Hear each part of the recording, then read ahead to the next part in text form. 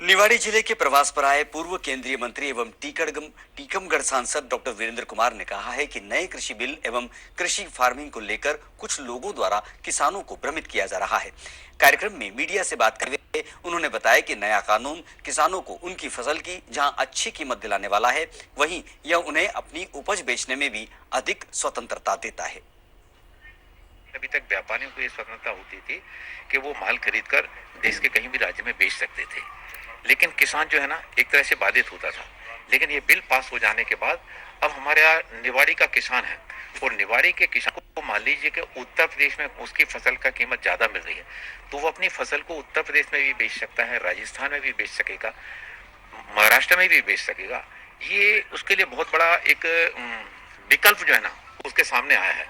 फिर एक जो फार्मिंग कृषि की बात आई है, फार्मिंग में जो है ना जो अनुबंध होगा केवल फसल का। जमीन जो रहेगी जमीन किसान की ही रहेगी। और उसमें भी एक बात को सुनिश्चितता की गई है कि जो अनुबंध हुआ और अनुबंध के समय मान लीजिए टमाटर की कीमत ये तय हुई कि जब फसल आएगी तो इसकी कीमत 20 रुपया रहेगी, लेकिन जब फसल आई और फसल आने के बाद उस समय कीमत मान लीजिए 40 रुपये बढ़ गई, तो जो बढ़ी हुई कीमत है, बढ़ी हुई कीमत में भी किसान को हिस्सा सकेगा। किसान के बीच में वो जिस तरह के बीच में अनुबंध हुआ है उनके बीच में किसी तरह का विवाद होने की स्थिति में, और इसके लिए लोकल स्तर पर इसका विवाद का निपटारा करने की व्यवस्थाएं इसमें की गई हैं और जिला स्तर पर ही अधिकतम जो है ना ये सारे के सारे 30 दिन के अंदर जो सारे विवादों का निपटारा हो सकेगा। सारी चीजों किसानों के हित में प्राथमिकता दी गई है।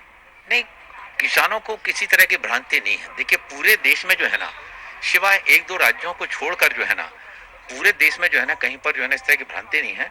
और वो भी जो है ना जो दलालों के चंगुल से बचाने की पहल की गई है। अभी तक क्या है कि किसान जाता था, मंडी जाता था, वो मंडी जाकर वो कई बार जो है ना एक एक डेढ़ दिन वहां पर खड़ा रहता था, दलालों के जंगल पड़ा रहता है। उसको कहा जाता था कि तुम्हारी फसल अच्छी नहीं है या तुम्हारा ये हल्का आया है, तो फिर बेचारा वो कहता था काऊ भाव में इसको बिकवा दो, ऐसा परेशान होता था। लेकिन अब पहली बार ये दलालों के चंगुल से